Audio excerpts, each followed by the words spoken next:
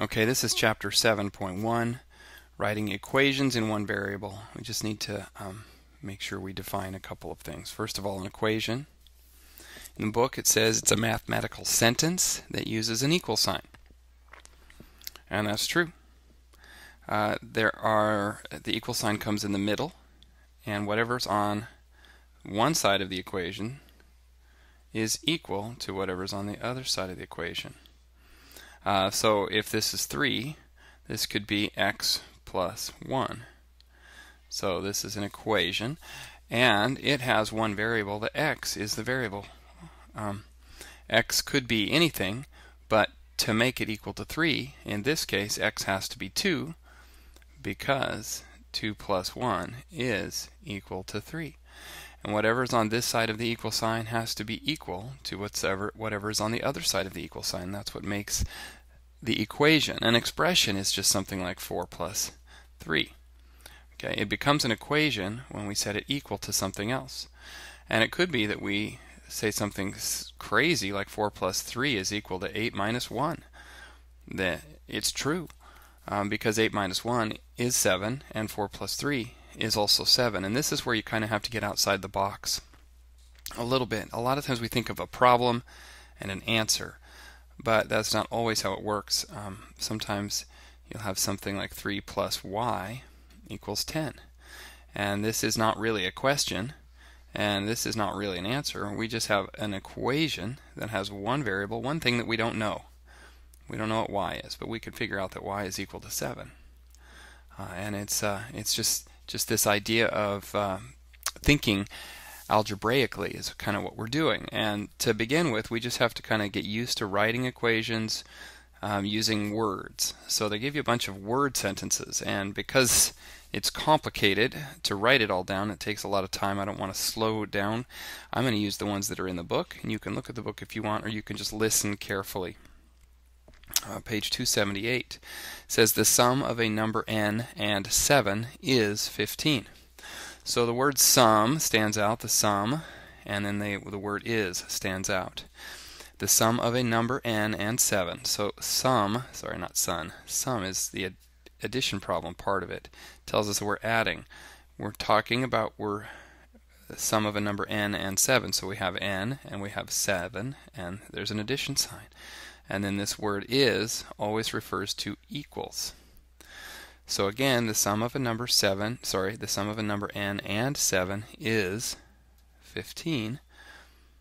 Okay, and this is what it looks like. Now, please look in your book, because it's much easier to understand if you look at the words. I could handwrite the words, but I think it takes too long. Okay, the next one is letter B. A number y decreased by 4 is 3. And that word decreased helps us know that we're subtracting. And then there's another word, is. We look for that is. It helps us to know where to put the equal sign. The sum, a number y decreased by 4 is 3.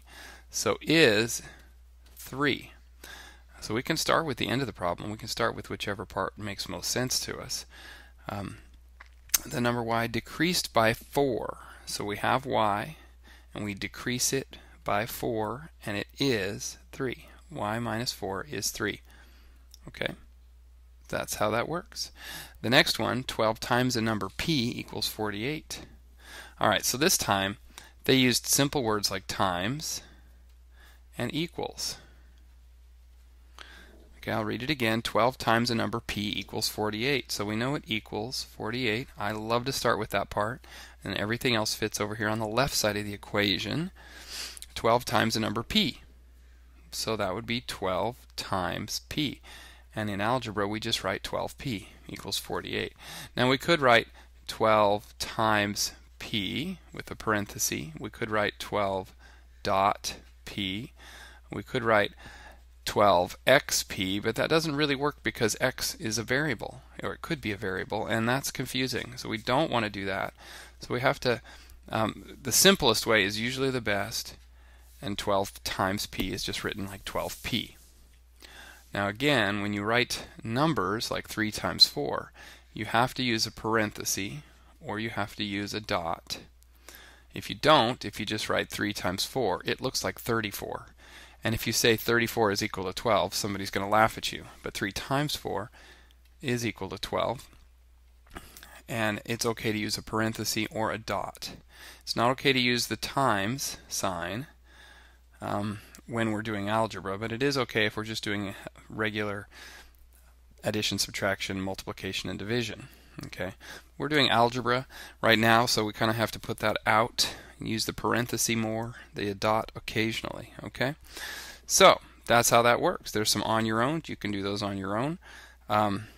There's a question. You just have to kind of work through them, and they have lots of little things for you to work at, but they're all written out, and we have to kind of work at those. So I'm going to just go without the book, and we'll look at how do we add words that mean add, words that mean subtract, words that mean multiply, and words that mean divide. Okay, so you know the sum, add, plus, some of the general ones, difference for subtract, minus, etc. Okay, for multiplication, product is the big one.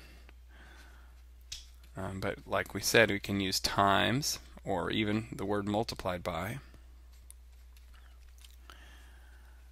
Okay, and for divide, it's the quotient. It's the answer to a division problem, or divided by. And there are others. Divided by. There we go. There are other ways to do it. These are some of the ones that you need to know.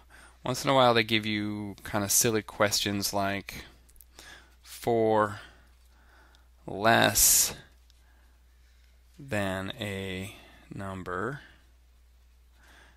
y equals 10. Something like that. Ooh, they probably wouldn't write this. They'd probably write equals. They actually spell it out.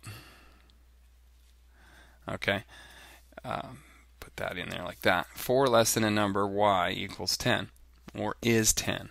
Okay, and we go ahead and we write down equals 10 because that's the easy part. And then we have to look at this for less than a number y.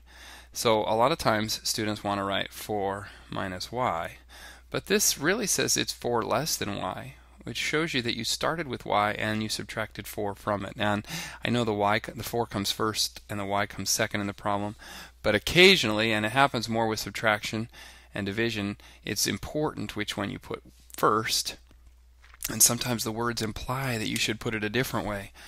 So it is not 4 minus y here because you started with y and you took 4 away from it. 4 less than a number y means that you started with y and you subtracted 4 from it. And we could see that if we started with 14 and subtracted 4 from it, we'd get 10. So y does equal 14. That's just kind of how you work through it. And this whole lesson is about going through and changing the words into an equation. Okay, and there's all kinds of different things. Have fun with it. Should be an easy lesson.